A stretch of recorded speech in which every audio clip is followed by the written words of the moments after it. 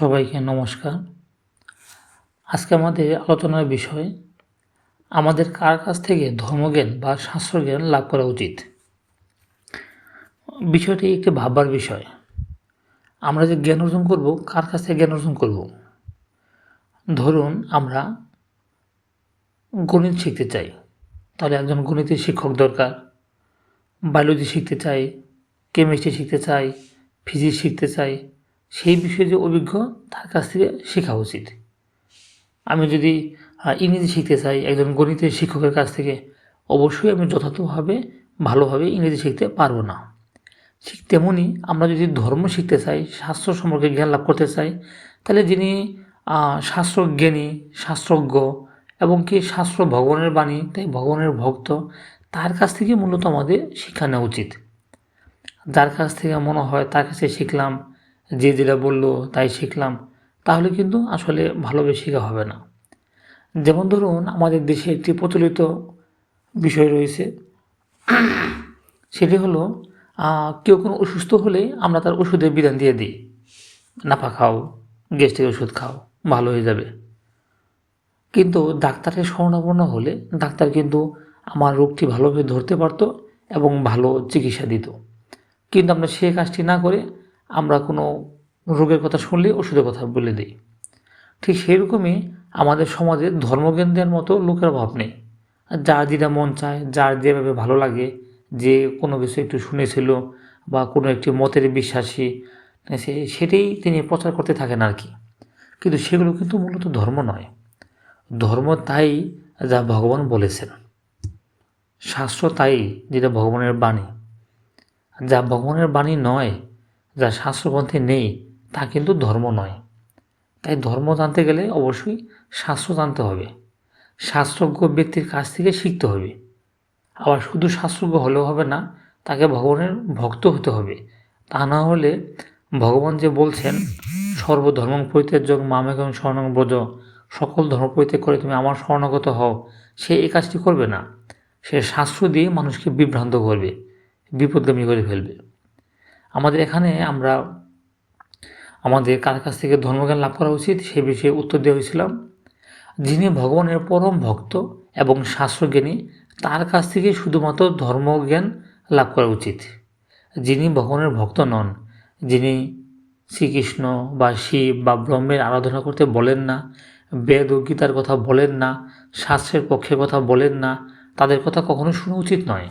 কারণ এই ধরনের লোকদের কাছ থেকে যদি আমরা ধর্মকথা শুনতে যাই, সে আমাকে অবশ্যই বিপদগামী করে ফেলবে।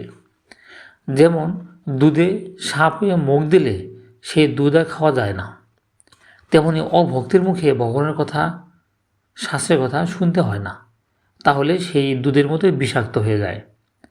দুধ তো অনেক সুপেয় একটি খাদ্য, কিন্তু দুধে যদি কখনো সাপে মুখ দেয়, সেই দুধ কিন্তু আমরা কখনোই খাই না, কারণ জানি সাপটা দুধটাও বিষাক্ত হয়ে গেছে। ঠিক তেমনই অভক্তের মুখে, যিনি ভগবানের ভক্ত না, তিনি শাস্ত্র মানেন না, শাস্ত্রপথে চলেন না, তার মুখ থেকে যদি আমরা ধর্মের কথা শুনতে যাই, গীতা পাঠ, ভাগবত পাঠ এরকম শুনতে যাই, তাহলে সে আমাকে ধর্মের পথে নেবে না, সে সেই গীতা ভাগবতের মাধ্যমেই আমাকে অধর্মের পথে নিয়ে যাবে। তার হয়তো নির্দিষ্ট কোনো সংগঠন রয়েছে, তার নির্দিষ্ট হয়তো কোনো গুরু রয়েছে, সে তার মতে নেওয়ার জন্যই গীতা, ভাগবত, বেদ, উপনিষদ একটি উছিলা মাত্র।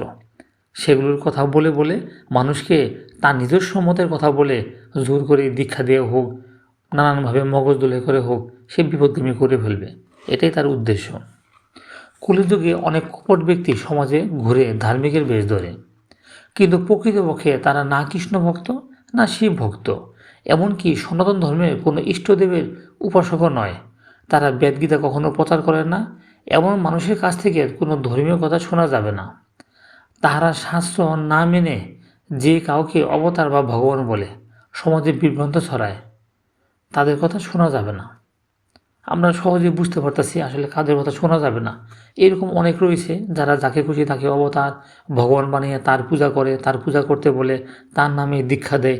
এইভাবে সমাজে তাদের সংখ্যা বৃদ্ধি করার জন্য নানানভাবে দীক্ষা দেওয়ার জন্য মগজ ধোলাই করে, শাস্ত্রের দু একটা বাণী বলবে, মূল উদ্দেশ্য হচ্ছে তার সংগঠনে নিয়ে যাবে বা দীক্ষা দিবে, এরকম হচ্ছে তার মূল উদ্দেশ্য থাকে।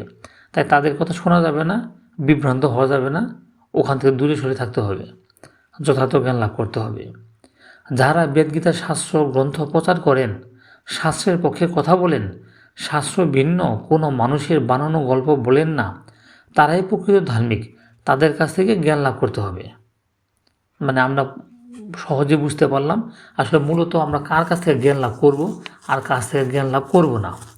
এখানে কি বলা হলো, যারা বেদগীতার শাস্ত্র গ্রন্থ প্রচার করেন, শাস্ত্রের পক্ষে কথা বলেন, মানে তার প্রতিটা কথাই শাস্ত্রের পক্ষে হবে, কখনোই শাস্ত্রের বিপক্ষে কথা বলবেন না। শাস্ত্রের কোনো কিছু যদি না বুঝতে পারেন সেটা হয়তো অন্য কোনো পণ্ডিত ব্যক্তির কাছ থেকে তিনি শিখে নেবেন, কিন্তু শাস্ত্রের বিপক্ষে যাবেন না, শাস্ত্রের প্রতি সন্দেহ প্রকাশ করবে না। শাস্ত্র ভিন্ন কোনো মানুষের বানানো গল্প তিনি বলেন না। অমুকে অমুক কথা বলছেন, তমুকে তমুক কথা বলছেন, এই ধরনের গল্প কথা তিনি বলেন না। তিনি শাস্ত্রে যা আছেন, ভগবান যেটা বলছেন শুধু সেই কথাই বলেন। তারাই প্রকৃত ধার্মিক, তাদের কাছেই জ্ঞান লাভ করতে হবে। যেমন চৈতন্য চৈতন্যতে মধ্য 22-100 নাম্বারে সুন্দর করে বলা হয়েছে, কৃষ্ণ ভক্তির অনুকূল যা গ্রহণ করতে হবে, কৃষ্ণ ভক্তির প্রতিকূল বিষয় বর্জন করতে হবে। মানে কি দাঁড়ালো, যেগুলো ভগবানের পথে আমাকে ভক্তির পথে নিয়ে যায় সেগুলো আমাদের গ্রহণ করব, আর যা আমাদের ভক্তির পথে নিয়ে যায় না সেগুলো আমাদের বর্জন করতে হবে। কোনো ব্যক্তিকে না মেনে শাস্ত্র মানুন। কোনো ব্যক্তিকে মানতে হবে না। আমরা কোনো ব্যক্তিকে মানব কেন?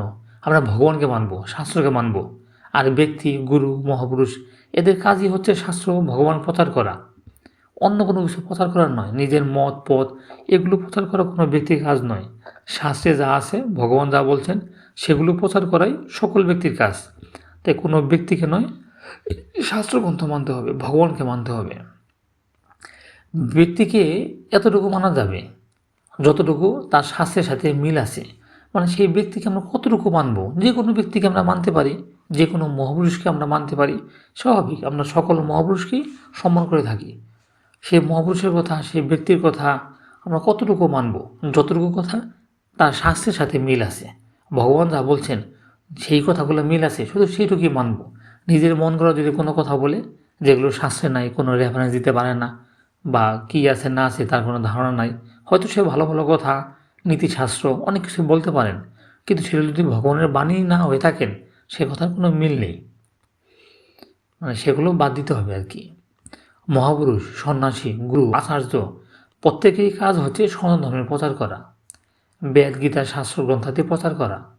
যাহারা শাস্ত্র গ্রন্থাদি প্রচার না করে নিজেদের মন করা বানানো মত প্রচার করেন, তার না গুরু না মহাপুরুষ, তারা গুরু না মহাপুরুষও না।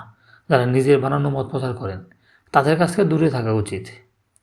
সাবধান হওয়ার জন্য বিষ্ণু পুরাণে 6:1-48 বলা হয়েছে, কলিকালে মানুষগণ পাষণ্ডগণের উপদেশে মোহিত হইয়া সকলের স্রষ্টা জগৎপতি পরমেশ্বর বিষ্ণুকে অর্চনা করিবেন না।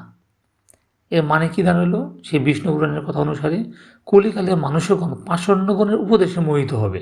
এর মানে অনেক পাষণ্ড মানুষ, অনেক কপট ব্যক্তি, অনেক বিভিন্ন বিকৃত মানুষ ব্যক্তিগুলা, এদের কথায় মানুষ মুগ্ধ হয়ে যাব, মোহিত হয়ে যাব, মগজ ধোলাই যাকে আমরা বলে থাকি হয়ে যাব। এগুলো করার পরে সে ভগবান বিষ্ণু বা ভগবান শ্রীকৃষ্ণের আরাধনা করবেন না, তারা ভক্তি করবেন না, তারা অর্চনা করবে না। তাই এই ধরনের মানুষের কাছ থেকে যদি আমরা রক্ষা পেতে চাই, মুক্তি লাভ করতে চাই, যথার্থ ধার্মিক হইতে চাই, খাঁটি হিন্দু হইতে চাই, তাহলে অবশ্যই এই ধরনের ব্যক্তিদের কাছ থেকে আমাদের দূরে থাকতে হবে। সবাই ভালো থাকবেন। নমস্কার। হরে কৃষ্ণ।